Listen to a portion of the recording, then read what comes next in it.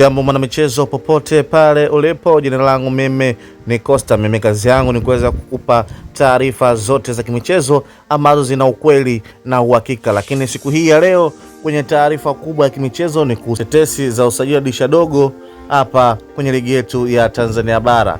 Unaambiwa Simba baada ya kukamilisha usajili wa kipa wa Niger, kitu kinachofuata ni kwa kiungo kutoka kule kwenye klabu ya Stellenbosch. Huyu anaitwa Genino Pares mwenye umri wa miaka 27. Simba wamemhitaji Pares ili kufunga usajili wa kigeni, kwamba Simba mchezaji wao wa mwisho wa kigeni ni huyu Pares. Wanataka kwanza kufunga usajili wa dirisha la kigeni afu waingie kwenye ligi yetu hapa Tanzania. Simba wamekubaliana na kuongeza wachezaji wapya 4 wa kigeni na tayari 3 wametua.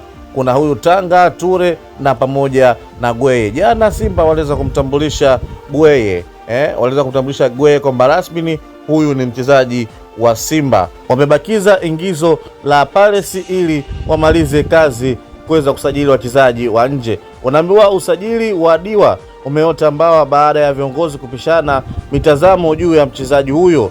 Dili la Salima pamoja na Ndongani Samba limekufa baada ya Simba kupata machaguo bora zaidi kwa Ture pamoja na Gweye. Mnyama bado hajamaliza. Unaambiwa Pares anaweza kutua Tanzania muda wowote ule.